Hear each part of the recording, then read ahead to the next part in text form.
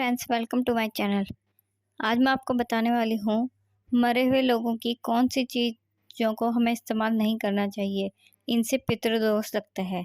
तो चलिए जानते हैं क्या कहता है गरुड़ पुराण। जिसने भी इस धरती में जन्म लिया है उसकी मृत्यु अवश्य होगी, यह एक बहुत बड़ा सत्य है। संसार में जो भी व्यक्ति जन्म लेता है वह अपने कर्म करके यह संसार त्याग कर चला जाता है। जिसने इस धरती पर जन्म लिया है उसकी मृत्यु निश्चित ही है। कहते हैं कि जिस दिन जीव का जन्म होता है यमराज उसी दिन से उसके पीछे लगे रहते हैं और जैसे ही मौत का समय आता है उसे अपने साथ लेकर इस दुनिया से चले जाते हैं।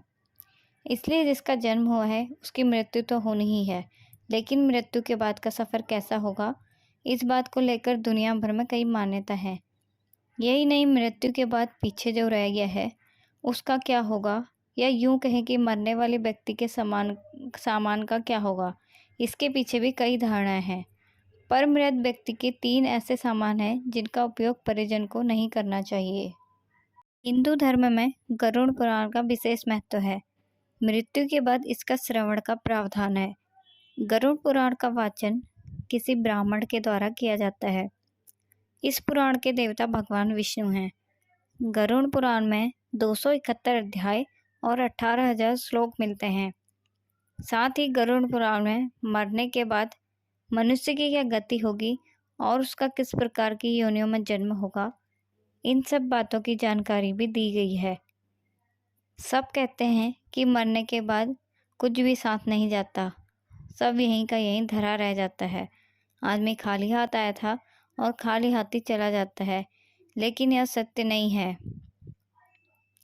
दुनिया में ऐसी कई बातें हैं, लेकिन ये सत्य नहीं है। आइए जानते हैं कि आदमी जन्म लेता है तो क्या साथ लाता है और जब मर जाता है तो क्या साथ लेकर जाता है। हिंदू धर्म कहता है कि व्यक्ति जो साथ लाया था वही साथ ले ही जाएगा, साथ ही वह भी साथ ले जाएगा जो इसने जन्म में अर्जित किया है। क्या साथ लाया था और क्या अर्जित किया है, यह जानना जरूरी है। व्यक्ति जब जन्म लेता है तो अपने साथ 3 चीज़ें लाता है: संचित कर्म, स्मृति और जागृति। हाँ, एक चौथी चीज़ भी है जो वह अपने साथ लेकर आता है, वह है सूक्ष्म शरीर। मृत्यु होने पर व्यक्ति के सगे संबंधी भी उसकी मृत देह के कुछ समय में ही मोह या भावना छोड़ देते हैं और अंतिम संस्कार कर चले जाते हैं।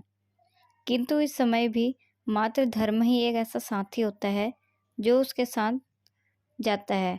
मानव का स्वभाव होता है कि वह मौत से डरता है, यहाँ तक कि वह मौत पर बात करने से भी डरता है और मौत के बाद होने वाली घटनाक्रमों से भी।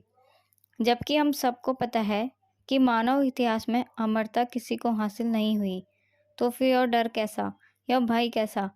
क्या मौत से भागने की हमारी आदत, मौत से सामना ना कर पाने की हमारी अक्षमता हमारे बुढ़ापे में हमारी स्थिति को और दयनीय नहीं बनाती है?